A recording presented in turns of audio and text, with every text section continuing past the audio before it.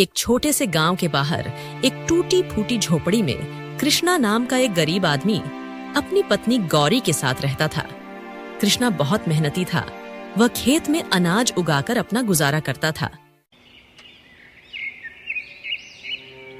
हे भगवान, आज भी पेट खाली है और खेत सूखा पड़ा है।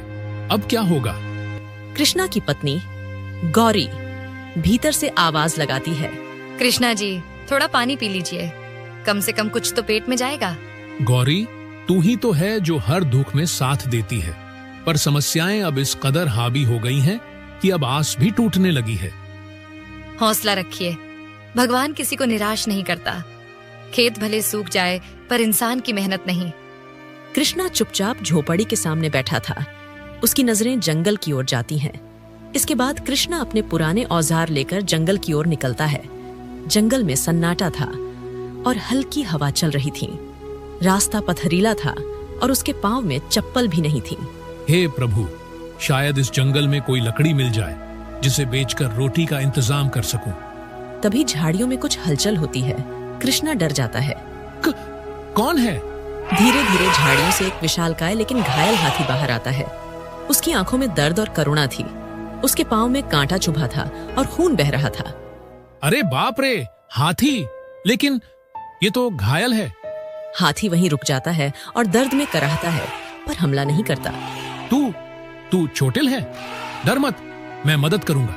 कृष्णा कपड़े का एक टुकड़ा ढूंढता है और कांटा निकालकर जख्म पर बांध देता है।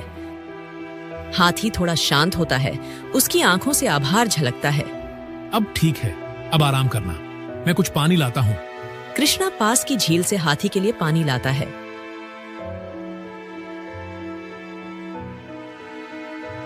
इसके बाद हाथी पानी पीता है, जिससे उसे कुछ शांति मिलती है। सुन, तू भी इस जंगल में अकेला है और मैं भी जीवन की आग में झुलस रहा हूँ। हम दोनों का दुख एक जैसा है। हाथी धीरे धीरे कृष्णा के पास आता है और सूंड से उसके कंधे को छूता है, मानो दोस्ती स्वीकार कर रहा हो। ओह, तो तू दोस्ती का मतलब समझता है। इंसानों से कहीं ज्यादा समझ है तुझमें। दोनों एक दूसरे की आंखों में देखते हैं। उनके बीच एक नई मित्रता की शुरुआत होती है। अब मुझे जाना होगा। गौरी इंतजार कर रही होगी, पर तू चिंता मत कर, मैं फिर आऊंगा और रोज आऊंगा। हाथी धीरे से सिर हिलाता है और पास पड़ी कुछ लकड़ियां कृष्णा के सामने रखता है, मानो मदद करना चाहता हो। अरे, तू मेरी मदद कर रहा है? तू तो भगवान का भेजा फरिश्ता है। कृष्णा हाथ जोड़ता है। हाथी शांति से उसे देखता है। इसके बाद कृष्णा लकड़ी लेकर घर पहुंचता है। गौरी चूल्हे पर खाली भगोना रखे बैठी थी। कृष्णा लकड़ियों से भरी गठरी लेकर लौटता है। हे राम, इतनी सारी लकड़ियां ये कहां से लाए कृष्णा जी? गौरी, आज जंगल में किसी फरिश्ते से मुलाकात हो गई। फरिश्ता? जंगल में मुलाकात? आप ठीक तो हैं? हाँ, मैं सच कह रहा हूँ गौरी। एक घायल हाथी मिला, मैंने उसे बचाया और उसने मुझे ये लकड़ियां दी, मानो वह कहना चाहता हो कि अब तेरा दुख मेरा है। भगवान उसका भला करे और तुम्हारा भी। चलो, अब इन लकड़ियों को बेचकर कुछ खाने का सामान ले आओ। कृष्णा लकड़ियां बेचने चल देता है। कृष्णा लकड़ियां बेचकर कुछ पैसे लेता है। दुकानदार भी खुश था। आजकल तुम रोज बढ़िया लकड़ियां ला रहे हो कृष्णा। जंगल से कौन सा खजाना मिल गया? ऐसा कुछ नहीं है रमेश भाई, बस किस्मत की बात है। वहीं पास में खड़ा एक लालची आदमी चंद्रू कान लगाकर सब सुन रहा था। जंगल में कोई रहस्य जरूर है। कोई तो मदद कर रहा है इसकी। मैं पता लगाकर सब कुछ हड़प लूंगा। कृष्णा अब रोज जंगल जाने लगा। हाथी भी अब पहले से बेहतर हो चुका था। दोनों की दोस्ती गहरी हो गई। तू जानता है ना, अब तेरे बिना ये जीवन अधूरा लगता है। हाथी खुश होकर सूंड से कृष्णा को सहलाता है। सुन, तेरे भरोसे ही अब मेरी रोटी चल रही है, पर क्या पता ये सुख कब तक टिके। पास की झाड़ियों में चंद्रू छिपकर ये सब देख रहा था। ओह, तो ये है रहस्य। ये हाथी ही इसकी मदद कर रहा है। अब इस हाथी पर मेरा हक होगा। रात का समय चंद्रू गांव के मुखिया से मिलता है। मुखिया जी, जंगल में एक पालतू हाथी है जो कीमती लकड़ियां ढूंढकर एक किसान को देता है। किसान? कौन? वो कृष्णा, गरीब आदमी, लेकिन अब अमीर बन रहा है। ऐसा ही चलता रहा तो ये गांव में सबसे अमीर बन जाएगा। हाथी, कीमती लकड़ियां, ये तो गांव की संपत्ति होनी चाहिए। हमें कल ही जंगल चलना होगा। अब हाथी पर मेरा राज होगा। कृष्णा को सबक सिखाना ही पड़ेगा। अगली सुबह कृष्णा जंगल में जाता है, लेकिन आज हाथी बेचैन था। क्या हुआ दोस्त, आज तू इतना बेचैन क्यों है? तभी दूर से मुखिया और कुछ लोग आते दिखते हैं। हाथी उन्हें देखकर गुस्से में सूंड उठाता है। हे भगवान, ये लोग यहाँ क्यों आ रहे हैं? ओह, तो यही है वो हाथी। लगता है किसी ने इसे जंगल में पालतू बना लिया है। नहीं मुखिया जी, इसने खुद मेरी मदद की है।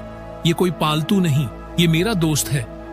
अरे नहीं, ये झूठ बोल रहा है। हाथी की मदद से ही ये लकड़ियां बेच बेच कर अमीर बन रहा है। ये जंगल की संपत्ति है, इसकी नहीं। चुप रहो कृष्णा, अब ये हाथी हमारे कब्जे में रहेगा। इसे नगर पालिका को सौंप देंगे, वहां से हमें पैसे मिलेंगे। नहीं, ऐसा मत कीजिए। ये जानवर नहीं, मेरा परिवार है। हाथी दुख से जमीन पर सूंड मारता है। उसकी आंखें कृष्णा को देखकर भर आती हैं। तुम लोग समझ क्यों नहीं रहे? ये तुम्हें नुकसान नहीं पहुंचाएगा। ये किसी को दुखी नहीं करता। इसे पकड़ो और गांव के बाहर बने गोदाम में बंद करो। कल सुबह इसे ले जाया जाएगा। हाथी को रस्सियों से बांधकर ले जाया जाता है। कृष्णा फूट फूट कर रोता है। मैं तुझे नहीं छोड़ूंगा दोस्त, मैं तुझे वापस लाऊंगा, चाहे जो हो जाए। रात का समय। अब क्या करेंगे कृष्णा? गौरी, जिसने मुझ पर भरोसा किया, अब वो खुद बेबस है। इस अन्याय के खिलाफ मुझे आवाज उठानी होगी। लेकिन कौन सुनेगा एक गरीब किसान की बात? सच की ताकत सबसे बड़ी होती है। कल से मैं गांव गांव जाऊंगा, हर दरवाजे पर दस्तक दूंगा, हाथी को छुड़ाकर ही दम लूंगा। अगली सुबह गोदाम में बंधा हाथी उदास था और खाना भी नहीं खा रहा था। उसकी आंखों में आंसू थे। माँ, ये हाथी तो बहुत दुखी लग रहा है। हाँ बेटा, कहते हैं इसे किसी ने पकड़वाया है। कितना अच्छा हाथी है, इसके लिए कुछ करना चाहिए ना माँ? हाँ बेटा, अगर सब ऐसे सोचें तो शायद कुछ बदल सकता है। उधर कृष्णा गांव वालों से अपील करता है। भाइयों और बहनों, क्या ये न्याय है कि जिसने किसी को भी कोई नुकसान न पहुंचाया हो, उसे जंजीरों में बांध दिया जाए? कृष्णा सच कहता है। मैंने खुद देखा, वो हाथी किसी को नुकसान नहीं पहुंचाता। हाँ, हमें मुखिया से बात करनी चाहिए। ये सब दिखावा है। हाथी तो बस जंगल का जानवर है। नहीं चंद्रू, इसकी इस हालात का जिम्मेदार तू ही है। तूने ही इसे पकड़ दबाया है। तभी मुखिया वहां आता है। मुखिया जी, उस हाथी ने किसी को कोई नुकसान नहीं पहुंचाया, बल्कि उसने मेरी मदद की, मेरे जैसे गरीब की। क्या यही उसका इनाम है? हाँ, हाथी को छोड़ो, हाथी निर्दोष है। लेकिन कानून कहता है जंगली जानवर किसी की निजी संपत्ति नहीं हो सकते। हमारे पास सरकार को सौंपने के अलावा कोई रास्ता नहीं। तब सरकार को उसका इंसाफ भी बताओ कि ये हाथी एक इंसान की मदद कर रहा था। हाँ, जिसने इंसानियत दिखाई, क्या हमारे अंदर उसके लिए इंसानियत नहीं है? ठीक है, मैं तहसीलदार को पत्र लिखवाता हूँ, लेकिन जब तक उसका जवाब ना आए, हाथी यहीं रहेगा। इसके बाद कृष्णा हाथी से मिलता है। ओ मेरे दोस्त, तुझे फिर से मुस्कुराते देख दिल को सुकून मिला। बस अब तुझे आजाद कराना बाकी है। मैं हर दरवाजे पर जाऊंगा और तेरे लिए आवाज उठाऊंगा। रात का समय। चंद्रू गांव के 2 गुंडों के साथ हाथी को चुपचाप चुराने की कोशिश करता है। अब बहुत हो गया। अगर ये हाथी मेरे हाथ लग गया तो मैं इसे शहर के सर्कस वालों को बेच दूंगा। मालिक, बस रस्सी बांध दो, ट्रक तैयार है। जैसे ही वे हाथी के पास जाते हैं, हाथी जोर से चिल्लाता है। गांव वाले जाग जाते हैं। अरे देखो, ये लोग चोरी कर रहे हैं। मारो इन चोरों को, ये फिर से हाथी को चुराने आए हैं। भीड़ चंद्रू और गुंडों को पकड़ लेती है। चंद्रू, तूने तो सारी हदें पार कर दी। अगर अगली बार ऐसा हुआ तो पंचायत तेरे खिलाफ फैसला लेगी। अगले दिन शहर का सर्कस मालिक गांव में आता है। ये वही गांव है जहां वो हाथी है जो इंसानों की मदद करता है। हमें वही चाहिए। हमारे सर्कस का हीरा बनेगा वो हाथी। लेकिन सेठ जी, गांव वालों को बहुत लगाव है उससे। पैसे का खेल है बेटा, सब बिकते हैं। देखो कैसे बिकवाता हूं। इसके बाद सेठ मुरलीधर कृष्णा के घर जाता है। सेठ मुरलीधर पैसों की गड्डी दिखाते हुए, कृष्णा जी 5 लाख, बस हाथी हमें दे दो, उसे सर्कस का हीरो बनाएंगे। खुश भी रहेगा और मशहूर भी, और आप अमीर। सेठ जी, हाथी मेरा साथी है, सौदा नहीं। मैं भूखा रह सकता हूं पर दोस्ती नहीं बेच सकता। हाँ हाँ, गरीब आदमी और इज्जत, देख लेना कृष्णा, एक दिन ये गांव और ये दोस्ती सब छीन लूंगा मैं। तो देख लेना सेठ, गरीब की जुबान बंद करवाना आसान नहीं है। रात का समय सेठ और चंद्रू छुप कर बात कर रहे थे। तू मेरा आदमी बन जा, गांव तेरा और हाथी मेरा। एक बार हाथी मेरे कब्जे में आ गया, फिर कोई मेरा कुछ नहीं बिगाड़ सकता। ठीक है, काम हो जाएगा। मैं कृष्णा और गांव वालों को उलझा लूंगा। तू हाथी लेकर निकल जाना। गांव के बीच अचानक एक झोपड़ी में आग लग जाती है। सभी लोग आग बुझाने दौड़ते हैं। पानी लाओ, आग बुझाओ। चलो जल्दी पानी लाओ।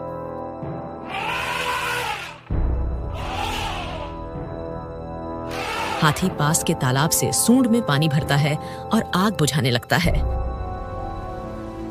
अरे, हाथी ने आग बुझा दी। तभी गांव का बच्चा दौड़ता हुआ आता है।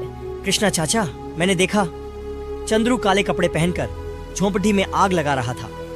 धोखेबाज, अब समझ में आया, ये सब हाथी को चुराने का प्लान था। इस बार तू बच नहीं पाएगा चंद्रू, अब हम तुझे पुलिस के हवाले करेंगे। इसके बाद सभी गांव वाले मिलकर चंदू को पुलिस से गिरफ्तार करवा देते हैं। हाथी को गांव की सुरक्षा में नियुक्त किया जाता है। हाथी ने आज साबित कर दिया कि वो सिर्फ पशु नहीं, हमारी रक्षा का प्रहरी है। अब से ये गांव का रक्षक कहलाएगा। देखा, यही है मेरा साथी, इंसान से बढ़कर। आज एक गरीब की सच्चाई ने गांव को नई पहचान दिलाई है। मित्रता, विश्वास और संघर्ष, यही असली पूंजी है।